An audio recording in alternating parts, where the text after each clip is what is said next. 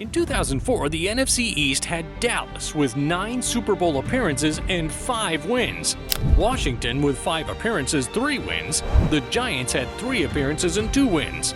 But the Philadelphia Eagles, no Super Bowl wins and only 1 appearance in the 1980 season, 24 years ago.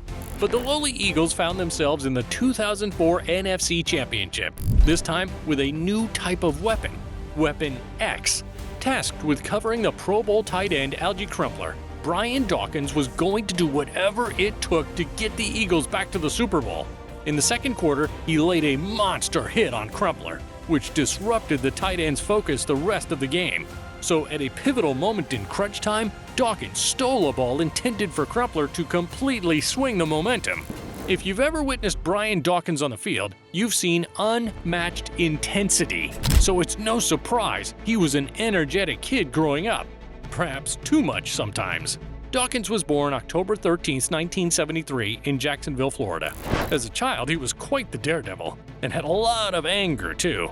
He once described his younger self like this: "I took a lot of risks. I have a lot of stitches and broken bones to prove it, and I had anger and a chip on my shoulder, so that could have easily been taken into another direction."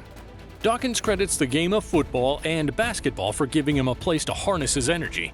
Sports helped him stay away from bad situations, and where he eventually found his talent. He also credited his faith to help him stay in control throughout the week in order to channel his anger only on game day. In fact, as a junior in high school, Dawkins announced that he was giving his life to Jesus. However, Dawkins later admitted that it was more talk than anything. But whatever he was doing, he had a successful football career at Raines High School and in college. Just a little ways north, Dawkins attended Clemson University. His girlfriend and future wife Connie attended that school as well. Dawkins wanted to marry her and he couldn't wait. So Connie's grandfather gave them $100 to buy rings, and they eloped while in college. Dawkins brought that same urgency to the Clemson Tigers football team from 1993 to 1995. He quickly turned himself into a legitimate NFL prospect. 3 years, 11 interceptions, 1 defensive touchdown, and 1 wedding later, Dawkins was ready for the pros. The first round of the 1996 NFL Draft saw Keyshawn Johnson go to the Jets #1 overall. Marvin Harrison went 19th to the Colts, but this was a good one for defense too, like Ray Lewis to the Ravens 26th. So where was Brian Dawkins? He was a solid prospect, but no one saw him as a first-rounder. It wasn't until the very last pick of the second round, the Eagles chose Brian Dawkins 61st overall. That chip on his shoulder? It only got bigger. His rookie season with the Eagles began, and though he had 74 tackles, 1 sack, and 3 interceptions, he wasn't quite the impact safety he expected himself to be at Philly. After his first year in the NFL, he decided to make a real commitment to his faith. He forbade himself from alcohol and pollutants, intent on training his body for the sport, not only from the outside, but from the inside too. His very next year in the NFL, he got his first pick 6. Dawkins also started to become a versatile defender. He'd cover both receivers and tight ends. He'd be a ball hawk, he'd rush the passer, he'd stay in the box and deliver big hits. In 1999, his 4th year in the league, Brian Dawkins made his first Pro Bowl. He continued to do it all: 78 tackles, 1.5 sacks. He had 6 forced fumbles and 2 fumble recoveries. Let's not forget the 4 interceptions returned for a total of 127 yards, one of them going all the way back for a touchdown. The man was literally all over the field, and his persona in the league grew. Dawkins became known as Weapon X, based on the famous Wolverine character. He was a big fan of Marvel Comics and learned about Wolverine in the 80s. He said he was very particular about his comics. He mainly just read the ones with Wolverine in it. He felt a connection to that character, the tenacity he showed, and that rage he had inside him. Dawkins felt similarly in having his demons, but having his faith too. Being Weapon X allowed Dawkins to morph into a beast come game day. Teammates have mentioned in interviews that Dawkins really thought he was like the Wolverine. When he first showed up in the locker room, there's 3 lockers. 1 locker's for him, 1 locker's for the Wolverine, and 1 locker's for me, all on the same row. And I'm like, wow. Throughout the week leading up to his games, he was a faith-based model citizen. But once he hit the turf, he transformed into a dangerous weapon. Even his pre-game speeches became legendary. What you gonna bring to the table tonight? Tonight! Tonight! this moment, this hour, are you gonna pray from your heart and get everything you doggone got? Because I'm gonna do that. So let's go. Any Philadelphia Eagle that played defense between 1996 and 2008 had that extra energy boost from Dawkins motivating the team. And he motivated himself too. 2001 was his next Pro Bowl year, and it was his first time being first-team All-Pro.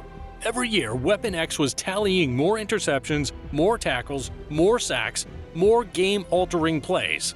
Dawkins had another defensive touchdown in 2001, this time off a fumble recovery. But next year, 2002, was arguably his best season ever, one where he set a ridiculous record. He was first-team All-Pro again. He finished third in Defensive Player of the Year voting. He helped his team achieve a 12-4 record and win the NFC East. But it was in Week 4 when Weapon X made history. The Eagles were playing the Texans, and as usual, Dawkins was all over the field. So much so that he became the first player in NFL history in one single game to record a sack, an interception, a fumble recovery, and a touchdown reception. But even with his dominance and the team's 12-4 record, they could only reach the NFC Championship, losing to the Buccaneers 27-10.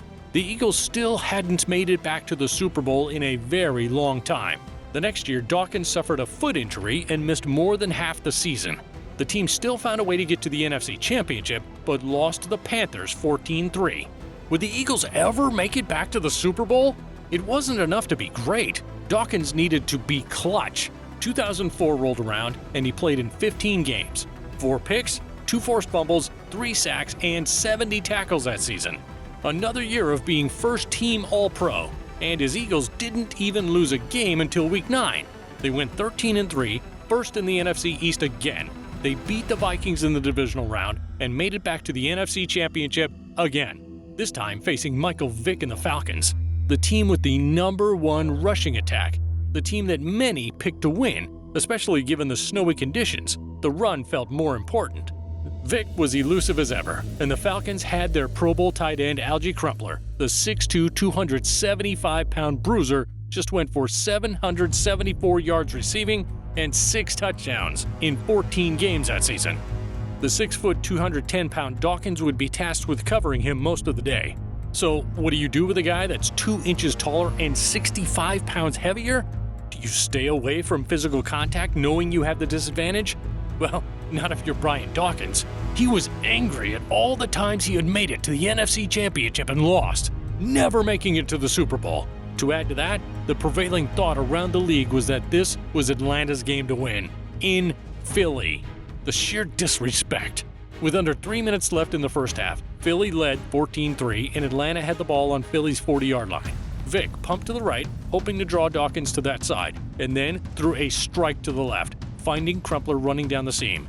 The idea worked. Crumpler got the ball, but Dawkins hadn't given up on the play. Weapon X sprinted back and channeled all that anger inside of him, unleashing it on Crumpler, who promptly crumpled to the ground.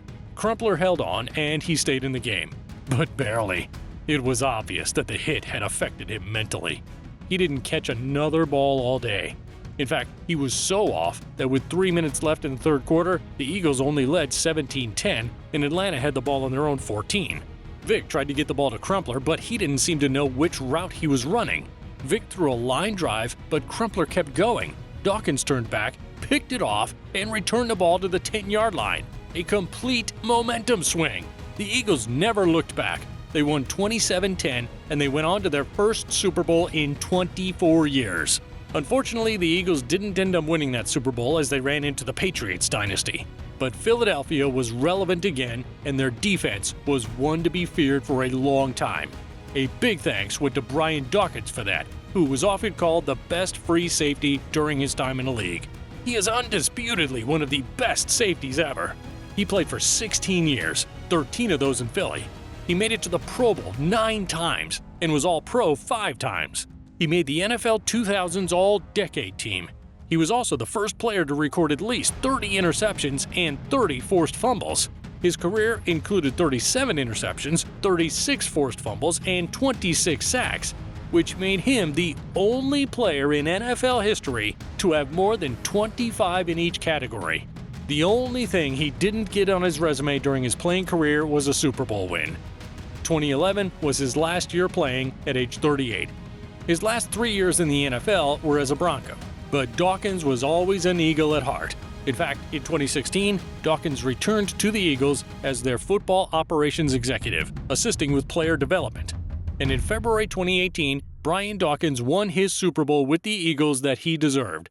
It came later than he wanted, but Weapon X finally got his big victory.